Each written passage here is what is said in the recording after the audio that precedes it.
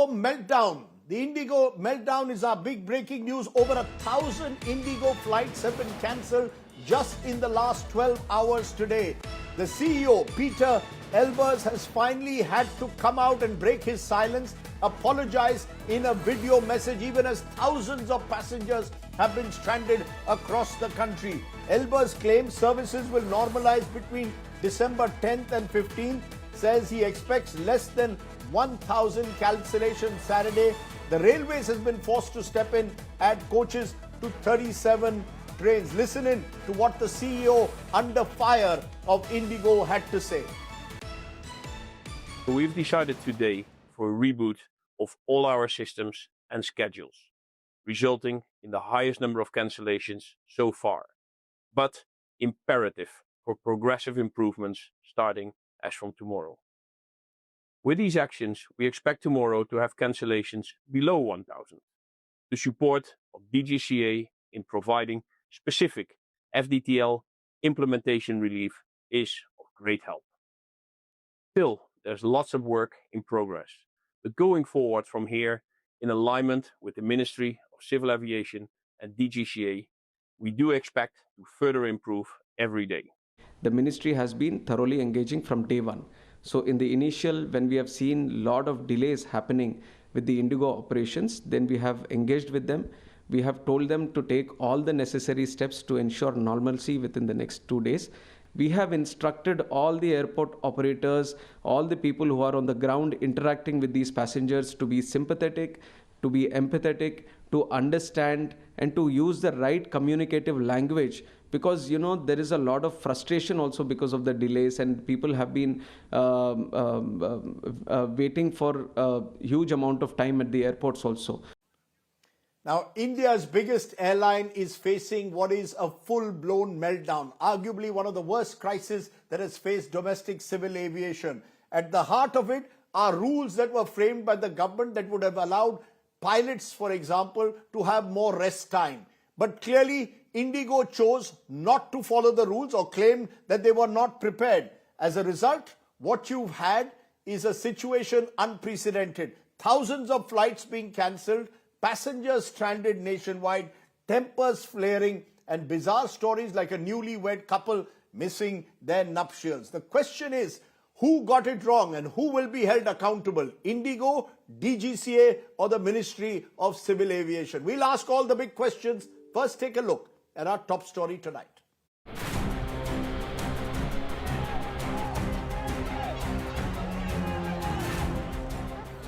IndiGo, India's largest airline, has barely managed to fly in the last 3 days. The crisis reached breakpoint on Friday as the airline cancelled over 1,000 flights across the country. Airports across the country are overflowing, from Bengaluru to Jammu, Ahmedabad to Kolkata. At the Delhi airport, distressed travellers broke into slogans after all flights till midnight were cancelled. IndiGo flight late हो रही है, सुबह भी कई flight miss हुई हैं। ये ध्यान नहीं दे रहे हैं, पैसेंजर परेशान हैं यहाँ पर, और एयरलाइंस कोई सुनवाई नहीं कर रहा है। और काउंटर पे जाते हैं तो कहते हैं लोग कि कोई सॉल्यूशन नहीं है मतलब। In Chennai, passengers with valid boarding passes were stopped to the gate with another blanket announcement that all IndiGo flights should cancelled till midnight. There's massive confusion and chaos in Chennai airport as many IndiGo flights that are supposed to fly to and from Chennai airport have been either inordinately delayed or cancelled, leaving thousands of passengers just stuck here anxious about their travel plans.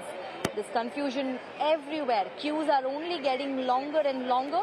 In fact, passengers have now also started asking for refunds, fearing full cancellations of their flights. Helpless passengers were left stranded with no clear updates. There was no one to guide any of them. They were elderly people who were ill. They were 2 months, 3 months old baby inside. We were helpless actually. So we decided to cancel our tickets. They are not given any communication to us whether the flight is scheduled or it is cancelled or whatever. So we even web checked in today morning by 9 o'clock. It said it is confirmed. So we came to airport. But when we tried to get in the airport, they say it has been scheduled to the evening 6 p.m.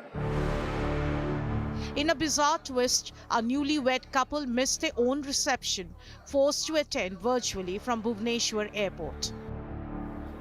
Amid all this, IndiGo says it is offering refreshments, hotel stays, next available flights, assistance with luggage retrieval, and full refunds where applicable.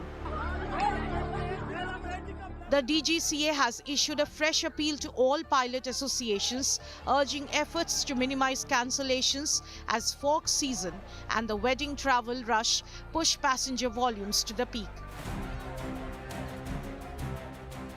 The appeal comes right after the regulator withdrew the directive stopping the airline from adjusting pilots' leave against their rest period. The exemption given only to IndiGo will last till February 10th. But the situation remains volatile, and the question refuses to go away. What truly caused this meltdown? Why wasn't IndiGo prepared for the new rules that became effective from November 1st, when the deadline was known since February? Either way, the cost is being paid by the passengers. Bureau Report, India Today. Let's raise the big questions tonight, questions that demand accountability. Why wasn't IndiGo ready for this new flight time limitation rules that would give pilots more relaxation? Did IndiGo use its monopoly to arm twist the DGCA to once again relax the rules? Why were the government and the Ministry of External Affairs caught completely, of civil aviation, caught completely unawares? IndiGo meltdown, is it a wake-up for India's aviation sector? Joining me now, Jitendra Bhargava, former Executive Director, Air India; Captain Sam Thomas, President, Airlines Pilots Association; Captain Sanjay Gupta, former pilot; Mr. Shivraman, a former representative of the Directorate General of Civil Aviation. Appreciate all of you joining us. I want to come to you first, Captain Thomas, because you have suggested, I read somewhere, that this is a deliberately created artificial crisis to force the DGCA to dilute the new FDTL rules, the flight duty time limitations that would provide certain relaxation for pilots between flights. Do you believe IndiGo misused this and blackmailed DGCA to once again relax the rules? Absolutely, absolutely. Rajdeep, good evening. First of all, the pilots of our association and the other unions at large are of the opinion that the apology given is an apology of an apology. However, we are now deciding what is a bigger criminal act, that what IndiGo carried out or what the government of India carried out. Because we had warned them well in advance, and we also object to the fact that these new FDTL norms are being bandied as the real reason for these delays.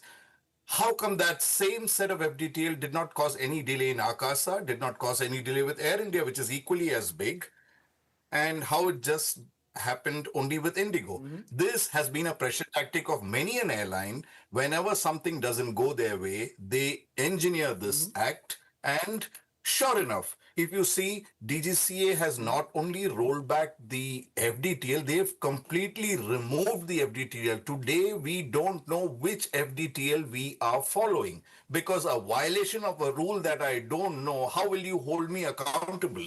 And that we are still wondering which is a bigger criminal act, what was done by the airlines or what was done by the regulators. So you are, just to tell our viewers, FDTL rules and why they matter. 48 consecutive hours of weekly rest for pilots.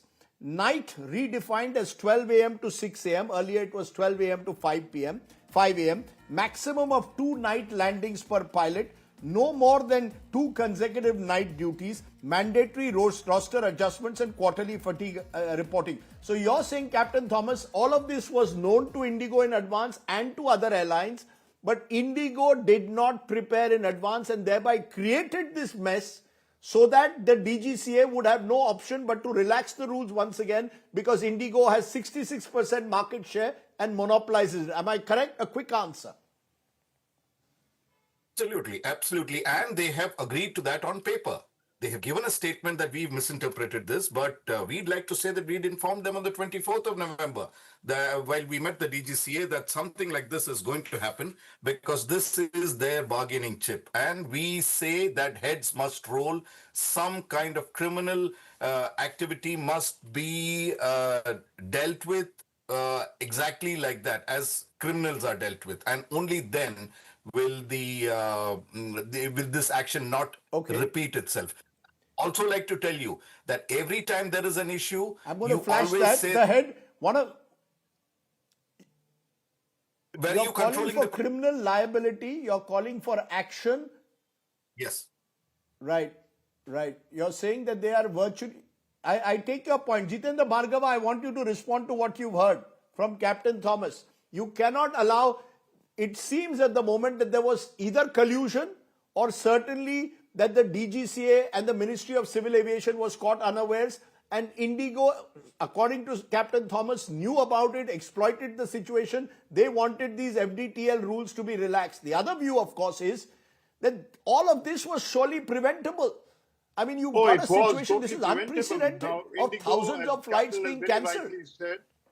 Rajdeep, it's a criminal action the way they go ahead. Notwithstanding the successful 19 years of IndiGo, what has happened in the past 5 days is absolutely atrocious, can't be expected, is an ugly chapter in the history of Indian aviation now. What did happen? As you very rightly said, they command 2/3 of the market share in the domestic market.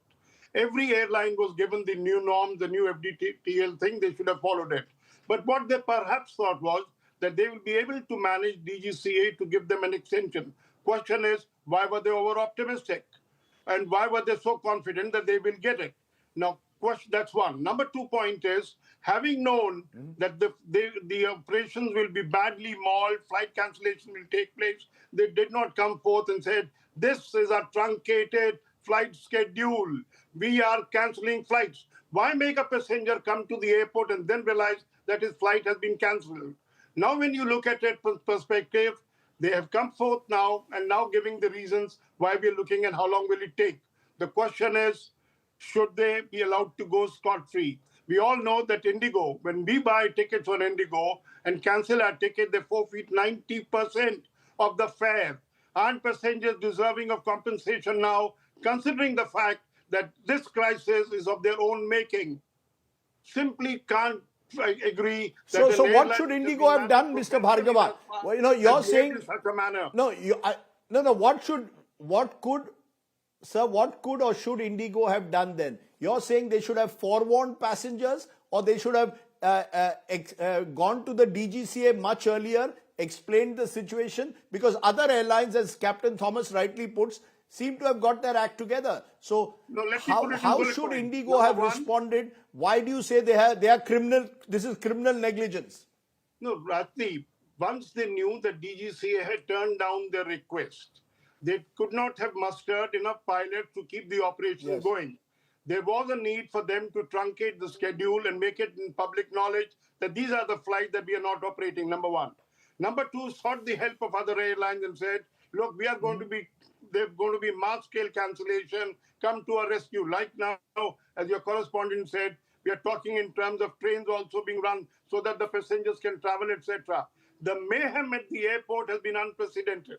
And the CEO of IndiGo coming on the 5th day of the crisis and giving explanation is simply not acceptable. I have not seen in my 20 years of serving and 15 years post my retirement in the aviation industry. Mr. Shivraman, you've heard Jitendra Bhargava and Captain Thomas, and DGCA surely has a responsibility. There's a regulatory oversight. And as a regulatory oversight, DGCA should have got its act together. It's all very well suddenly for Minister Naidu to today come and say, no, we'll get everything together in 48 hours. All of this could have been eminently preventable if the DGCA should have either had a dialogue with IndiGo and ensured that this did not spiral into the kind of crisis that we've seen. Do you agree that DGCA has been caught on the wrong foot?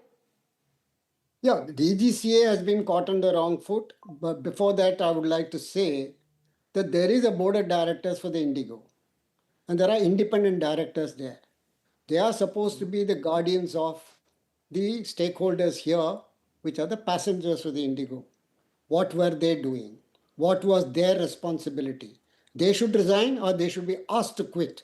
Number two, when these new FDTL were announced in the late 2023, it was clear that the airlines had to get themselves ready for implementing these new FDTL, which required a little bit of addition to the crew, which probably Indigo did not bother to consider at all because they were a monopolist and they thought they could get away with everything. And I would like to add another point. A few days ago, I was in Bangalore airport. And normally I see what is happening in the airport because I was the DGCA and Additional Secretary Civil Aviation for more than 3.5 years. In fact, the opening of the skies was done in my time. Yes. So I was looking at the airport and I found more than about 15 to 20 Indigo aircraft just parked there without engines or the engines capped. These aircraft would have certainly had crew members. What were these crew members doing? What did the DGCA, the Indigo company do with these crew members? They would have certainly added to the fleet. Thirdly and finally, the DGCA should have monitored what these airlines were doing in regard to the implementation of the new FDTL. Were they adding to the crew? Were they training more number of crew? Probably the DGCA slipped on this. So therefore, there is responsibility in all these people, including, I must say, the Pilot Association also. The Pilot Association also would have been watching that more crew required to implement the FDTL. Why didn't they also take it up at that time with the Indigo Airline Board or with the DGCA? So all of these people had to share some responsibility in this case. Much worse, I would say, the DGCA had the fundamental responsibility of ensuring that their guidelines, the DGCA's guidelines, were properly implemented and preparations were on from 2023 onwards. All of them have failed. And here, the DGCA has no buckle. I'm just for a moment bringing in also, those are very strong words, and I'm glad people are using these kind of strong words because what has happened is totally unacceptable. The minister cannot get away today by saying, look, I'm going to warn Indigo or I'm going to make sure that accountability is fixed. It's too late, Mr. Naidu. Yeah, but before I come to you, Captain Sanjay Gupta, just Captain Sam Thomas wants to come in for a moment because he is the president of the Airlines Pilots Association, and then I'll come to you, Captain Gupta. Okay, yes, go ahead, Captain Thomas. I completely agree with Mr. Shivaraman, and we were very young pilots when Mr. Shivaraman was the DGCA. One thing that we do not concur with is that pilot unions have raised this issue right from the beginning and brought it to the attention of Indigo. However, you must understand that the unions have been done away with right now, and any kind of information or any kind of opposition to any rule in Indigo, you will be terminated forthwith. There have been people terminated, and this is the reason, Mr. Shivaraman, that we are not able to openly talk in a place like Indigo, but we as independent body have brought it to their attention on several occasions, sir. That's why I'm saying that the board of directors are responsible. You're saying you brought it to the, Sorry, Mr. Shivaraman, you wanted to respond. Go ahead and respond to what you heard from Captain Thomas. He says the pilots have brought this to the... Yes, go ahead. No, that's why I said the board of directors of the Indigo company are Go ahead, Mr. Shivaraman. Squarely responsible for this. Why didn't the board of directors act? Because this was a major policy change which they had to bring about in the interest of the crew safety, in the interest of the flight safety of the passengers. So the board of directors must be squarely held responsible for this. They cannot get away from this responsibility. And the independent directors must be held responsible. What were they doing when all these things were happening? Where are they now? Nobody seems to be in the picture at all. I have been an independent director of a very large company, and we knew what was the responsibility of independent directors. And so in one company, I had to resign because the company was not implementing what was necessary to be implemented. What are the independent directors doing? Why is the DGCA not asking the independent directors? No, but does the Mr. Shivaraman, what about the Ministry of Civil Aviation? No. Yeah, Mr. Shivraman, you're saying the IndiGo board of directors, independent directors have a responsibility. I take the point. What about the Ministry of Civil Aviation and indeed the DGCA? What is their responsibility? Who will fix accountability there? let me tell you one thing. When I became the DGCA, after being the Additional Secretary, Ministry of Commerce, Mr. Khan, who is presently the governor of Bihar, I went and told him, I'll be DGCA so long as you tell me that you will not interfere with my decision because I am a statutory authority. And Mr. Khan announced it in the parliament that he will never interfere with me. And in the 3.5 years I was DGCA, no minister interfered with my decision. So therefore, here the DGCA, who is a statutory authority, cannot depend on the minister. And the minister cannot say that he is responsible. No, the DGCA is responsible. The ministry comes into the picture only when the DGCA fails. In this particular case, whether the minister thinks that the DGCA has failed, I do not know. The DGCA is a I just want to throw up some numbers. Sir, I just want to throw up some numbers. IndiGo's on-time performance, 6 metro airports, 2025 in percentage terms. In June, it was 86.3%, July 91.4%, August 90.6%, September 87.4%, October 84.1%, November 67.7%, and December 4th, it is 8.5%. Completely unacceptable. What would happen globally if this happened? Sanjay Gupta, you're now joining us. You've been a pilot for years. Do you believe this that the flight rules which have been put in place by the government were rules that every airline should implement? Are they in the pilot's interest to give pilots more rest time, relaxation time? And should airlines have ensured that they have sufficient staff strength to meet the growing demands? You can't just expand your airline and not have enough pilots. Do you agree, Mr. Gupta? Good evening to everyone, all the panelists, and Rajdeep to you. Can you hear me properly?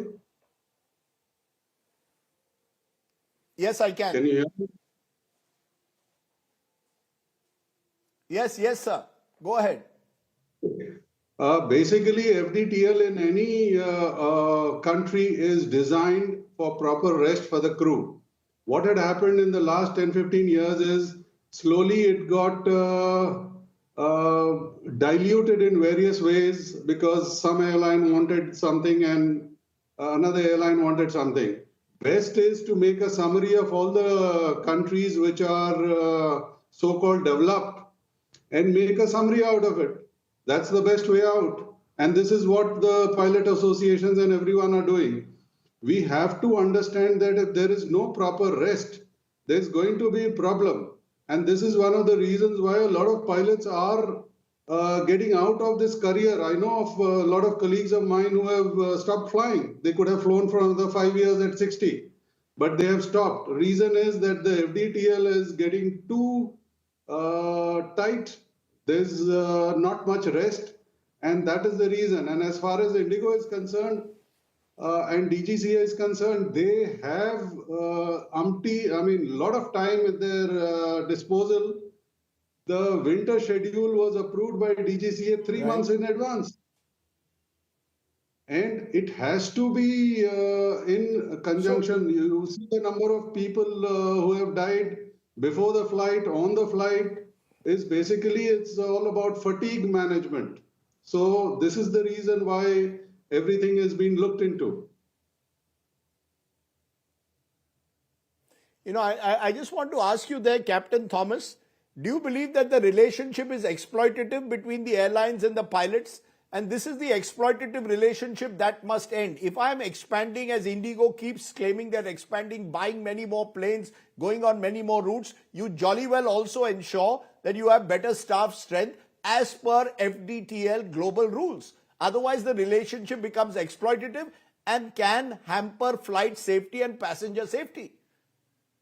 Absolutely. The whole world has gone towards FRMS, which is a fatigue risk management system. India very reluctantly, albeit late, joined that bandwagon. However, these kind of pressure tactics are the ones that are going to help roll back these. Now, today, I don't know what kind of rules I'm following. Secondly, you brought up the matter of OTP, on-time performance.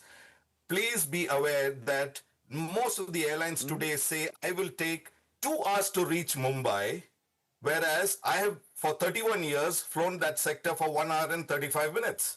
Now, when you say I will do it in 2 hours and you reach there in 1 hour and 45 minutes, you announce that I have reached ahead of time, which is another thing not short of cheating.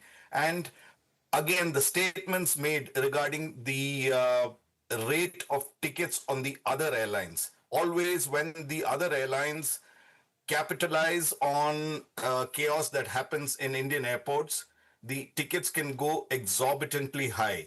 And there is a statement always made from the government that we are capping it. Not 1 rupee is reduced, either in the airlines, competing airlines, or in the hotels. Not Right. 1 rupee. So these are cumulatively a huge criminal act, and somebody should pay for it. Somebody should be arrested. Somebody should be made an example of. Otherwise, this will repeat itself over and over again. I'm showing the numbers of what the price was earlier and what's it got now. Someone has just sent me Air India Express leaving Delhi at 1 p.m. to Kolkata with one stop at Guwahati, 50,508 per adult. This is what is happening. These are the kind of, Mr. Shivraman, this is where it comes. The DGCA or the Ministry of Civil Aviation, it should put passenger interest first. The minister, these are the things the minister should be looking at. Other airlines are now exploiting this situation. We are in the festive season at the end of the year.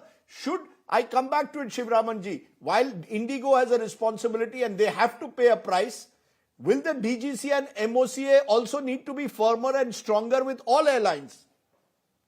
Absolutely. For example, if I remember right, the old Indian Aircraft Act Section 5 gives plenipotentiary powers to the DGCA to ensure flight safety, safety of the crew and passengers. Therefore, the responsibility statutorily lies on the DGCA, not the minister, not the ministry. Why do they have a DGCA with the rank of an additional secretary to Government of India? Therefore, the DGCA has to take the responsibility. Why was his staff not inquiring into the progress of implementation of the new FDTL? From the very beginning, it was announced in 2023. And secondly, I also would like to be a little more charitable to the DGCA because almost 30% of his posts are vacant. According to the sources which I saw, that 1,500 posts of the DGCA are vacant. Why should they remain vacant? If they are vacant, how can they conduct a safety audit of all the airlines? It's not possible for them. So all these things are a messy affair, and I do not know why the ministry is not taking an interest in filling up the posts of the DGCA. So that is where the ministry comes in. But as far as the responsibility to the passenger safety and the crew safety is concerned, it's only the DGCA which is responsible, not the ministry. Right. Statutorily, DGCA is responsible, not the ministry. I'm going to leave it there. Either way, we hope that the minister will now intervene, at least ensure that IndiGo is held accountable. If not, passengers will hold IndiGo accountable. What has happened is unacceptable, and I hope that the Pilots Association is given their due rights as pilots and not exploited. I appreciate all my guests joining me on the show tonight. We will continue to track this story. I'll have more at the end of the show on the impact this has had on the lives of people. I want to go from there to our other big story, because Prime Minister Narendra Modi and Russian President Vladimir Putin held a crucial bilateral today. It was a day of several meetings between the Russian side and the Indian side. Mr. Putin received a Tri-Services Guard of Honor at the Rashtrapati Bhavan. India and Russia have signed key agreements ranging from cooperation and migration, temporary labor activities, healthcare, medical, education, food safety. And a joint statement, the Prime Minister hailed the Russian President for condemning Pahalgam terror attack and said the world must stay united and fight against terror in all forms. Mr. Modi reiterating India's clearly defined position on the Ukraine conflict, claiming that India is not neutral, it has a position, and that position is for peace. Listen in.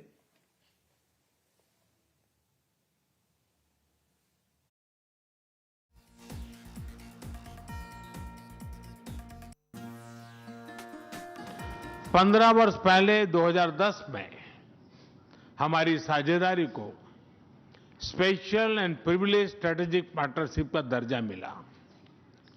पिछले 2.5 दशक से उन्होंने अपने नेतृत्व और दूरदृष्टि से इन संबंधों को निरंतर सींचा है। हर परिस्थिति में उनके नेतृत्व ने आपसी संबंधों को नई ऊंचाई दी है। We are also seeing successful partnership in energy. Russia is a reliable supplier of oil, gas, coal, and everything that is required for the development of India's energy. We are ready to continue uninterrupted shipments of fuel for the fast-growing Indian economy. Of course, the bilateral interaction in energy does not limit to that. We are also conducting a flagship project to build the largest Indian nuclear power plant, Concurrently.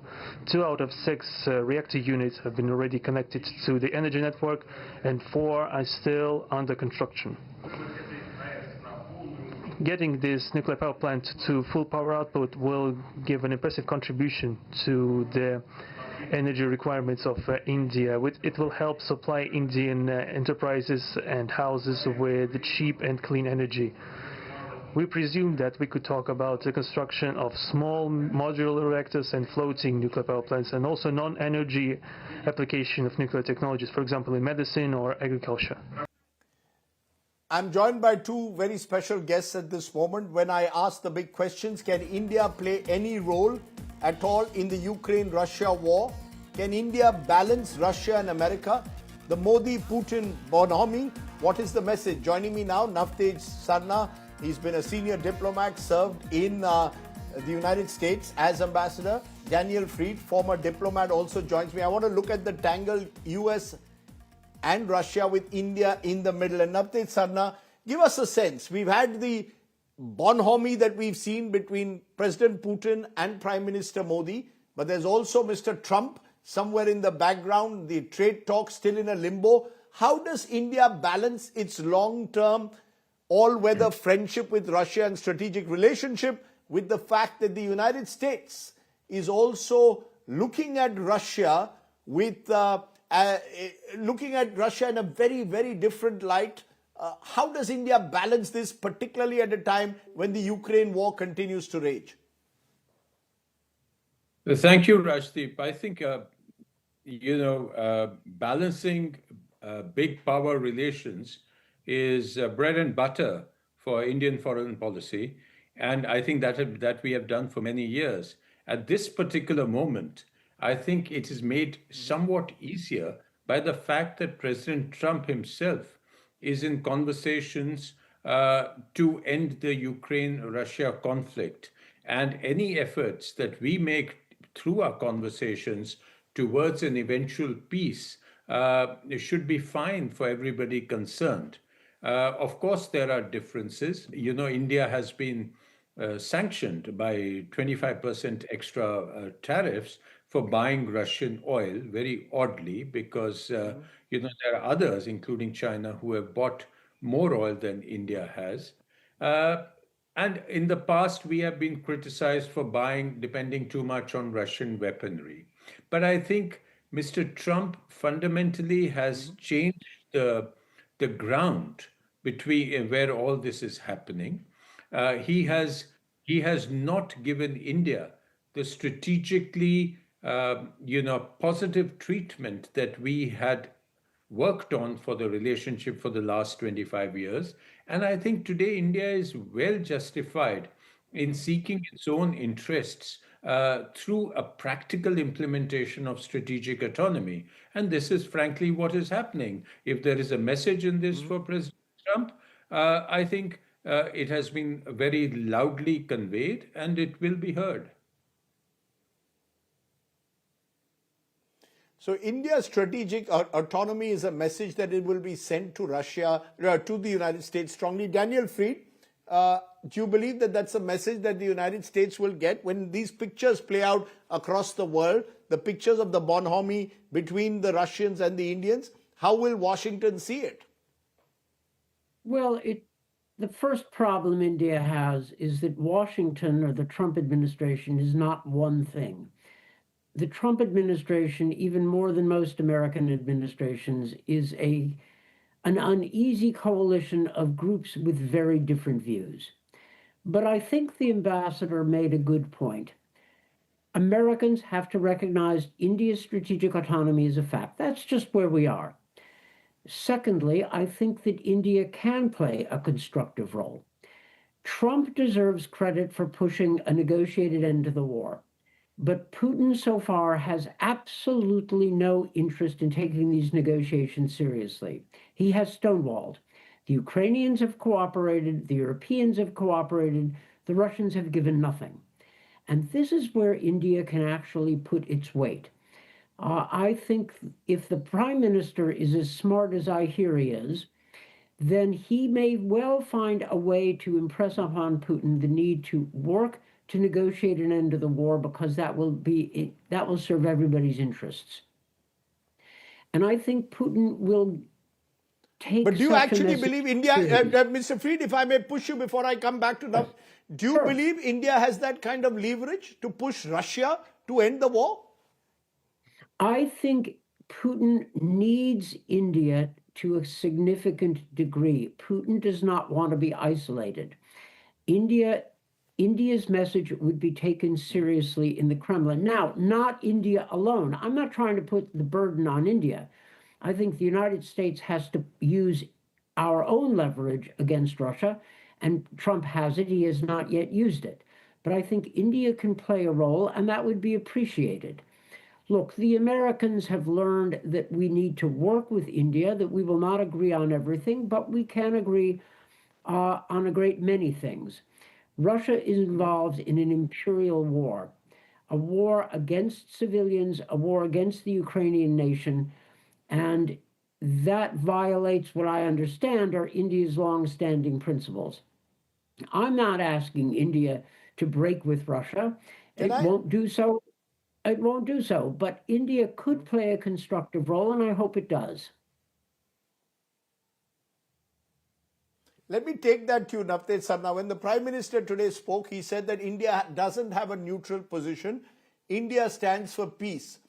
We've heard the Prime Minister say this in the past also at various summits where President Putin on occasion has been there. This is not an era of war. The truth of the matter is, there is no sign of the war ending. And even in that interview to India Today TV, President Putin did not sound like someone who has peace in mind. So given what we are seeing on the ground, do you really believe that India has any leverage? And could India, as a result, by getting too close at any stage to Russia or being seen to get too close to Russia, antagonize allies both in Europe and indeed in the United States? Well, on both your questions, Rajdeep, on the first one, we have to be realistic. Ukraine and global situation would have been one aspect of the conversations between Prime Minister Modi and President Putin. We must remember the real purpose of this visit is to re-energize the India-Russia relationship, which is a very old, time-tested relationship. And this is the 23rd summit. He's not actually come here to resolve the Ukraine issue. That is one aspect of the visit, because everything around the globe is discussed when leaders like this meet. And India is in a particularly good position of being able to talk to Russia as we talk to Ukraine, we talk to Europe, when we talk to the United States. So I'm sure the Prime Minister, when he chose those words that India is in favor of peace, was in his way conveying a message. But the entire burden of the visit is re-energizing India-Russia relations. Whether it's nuclear energy, whether it's energy, whether it is connectivity, whether it is trade, and so on, and giving more meat to that relationship. So we must remember that. But if I look at the sure, but Mr. Sarna, just for a moment, if I look at the numbers, the fact is we have a huge ballooning trade deficit with Russia. Now, do you believe that therefore our relationship with Russia, which for the longest time was very defense-centric, we need Russia to also start buying Indian goods. It's all very well to have these handshakes and say that we are all-weather friends, but the truth is, Russia as a friend continues to have the benefit of a huge trade imbalance with India. Absolutely, because we have, and that has been the imbalance in the relationship, particularly in the last couple of years, when we have, by an accident of geopolitics, we have bought so much oil from Russia. But earlier on, our overall trade has been low. So now we have to make it a sustainable trade and economic relationship, which actually, puts more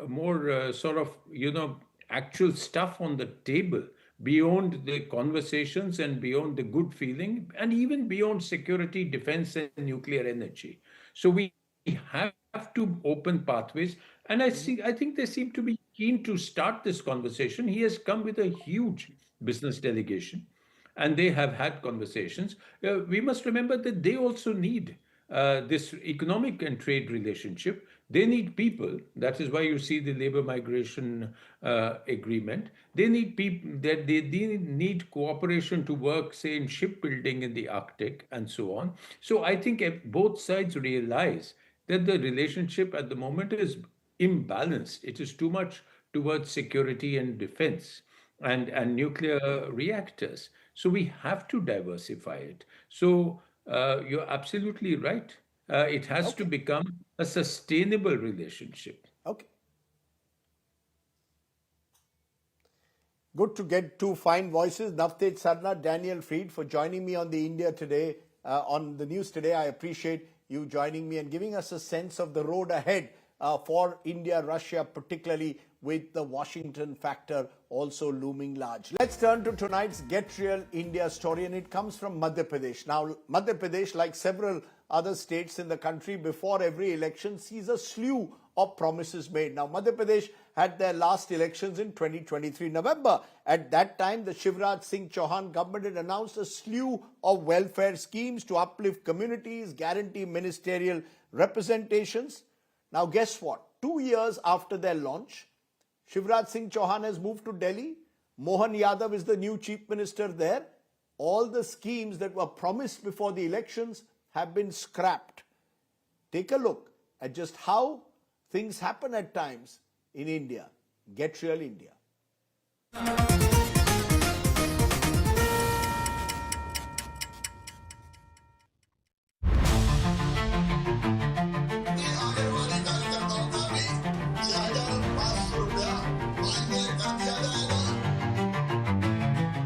In election year 2023, the Shivraj Singh Chauhan government in Madhya Pradesh set up a series of social welfare boards, each launched with big promises.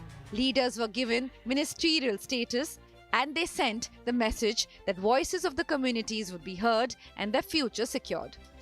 During the elections, the leaders associated with these communities played a crucial role in securing votes for the BJP from their respective communities. But 2 years later, the picture is totally different. 0 rupees spent, minimal meetings, and not a single beneficiary.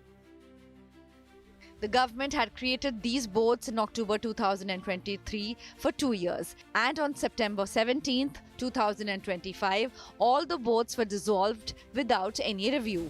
The government did not give a single rupee to any of the social welfare boards created for the welfare of various communities in 2 years.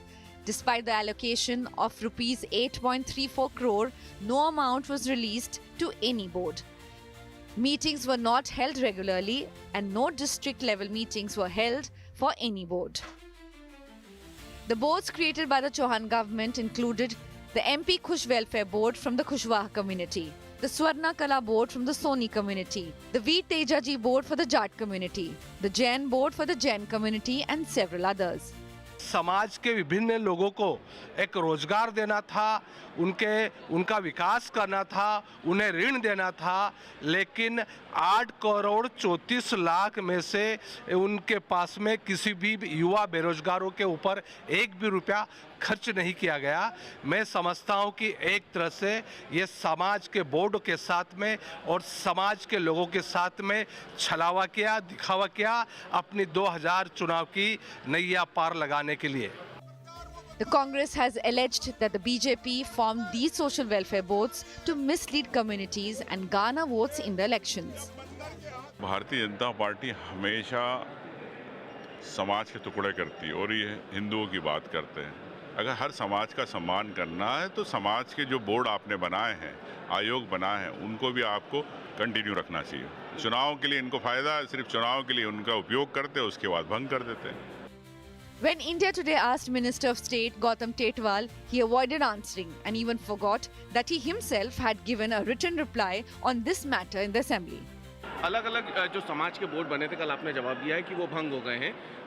Congress कह रहा है कि समाज को साधने के लिए चुनाव के आप लोगों ने बोर्ड बनाए। ऐसा नहीं है, समय समय पर सीमा समाप्त होती। मैंने नहीं कहा कल का बोर्ड भंग नहीं हुई, ये तो उसमें आया होगा, पर ये क्या है कि अब वापस से फिर से नए सिरे से बोर्ड बनना चाहिए। The boards meant to shape the future of entire communities remained directionless, unfunded and forgotten. Under Mohan Yadav government, they have now been scrapped. Were the boards just an election stunt? With Ravishpal Singh in Bhopal, Bureau Report, India Today. Okay, let's turn from Get Real India to Only in India. Now, these are stories that you might not get in any other part of the world because in a twist straight out of Kerala's electoral battlegrounds, guess what? A very familiar name is contesting in the local elections there in the Nalathani ward of Munnar. Her name, Sonia Gandhi. I repeat, her name, Sonia Gandhi. Earlier, she contested from a neighboring ward, adding another layer to this high-stakes Kerala local body contest. Take a look at Only in India.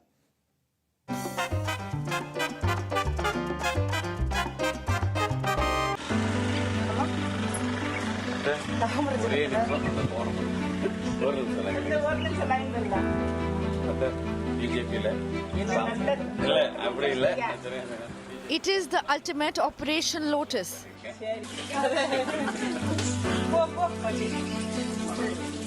A political twist straight out of India's unpredictable electoral battlefield has emerged from Kerala's hill town of Munnar. In the Nalanthani ward, the BJP has fielded Sonia Gandhi. The 34-year-old was named after the Congress leader by her father, who was a party worker. Sonia Gandhi herself was a Congress supporter before she switched sides. என்னோட அப்பாவுக்கு வந்து UDF மேல கொஞ்சம் இல்ல நிறையவே அவருக்கு ஆசை. அதனால அவர் சின்ன வயசா இருக்கும்போது எனக்கு இந்த பேரை வச்சுட்டாங்க. என்னோட பேரு சோனியா காந்தி தான். எங்க அப்பா வச்ச பேரு. எங்க குடும்பத்துல எல்லாருமே காங்கிரஸ் உள்ள ஆளுங்க தான். இப்ப வந்து என்னோட ஹஸ்பண்ட் வந்து பிஜேபியில இருக்காங்க. அவங்க பிஜேபியில இருக்கனால அவருக்காக சப்போர்ட்டிவா நானும் இருக்கேன். அதனால இந்த சோனியா காந்தி என்ற நான் பிஜேபியில மത്സരിக்கிறேன். Her husband Subhash has earlier contested as a BJP candidate in a nearby ward. Sonia Gandhi is facing a tough fight against Congress candidate Manjula Ramesh and CPM's Valarmati. With Shivi Mol, Bureau Report, India Today. Remember that Sonia Gandhi is contesting on a BJP ticket in Munnar's village in the Kerala local body polls. Only in India. Let me leave you though with an image of the day, an image that symbolizes the chaos in the skies. A newlywed couple missed their flight to Karnataka's Hubli after the IndiGo flight, like many others, got cancelled, leaving them stranded in Odisha and Bhubaneswar. Guess what? The family went ahead with the event. The couple joined virtually as rituals were performed in their absence. Sad to say, this can also happen only in India. The good news, of course, is that even the mess in the skies has not daunted some spirits on the ground. We wish them a happy wedding life. Hope they can fly in calmer times in the future. For now, stay well, stay safe. Good night, Shubhratri. Jai Hind. Namaskar.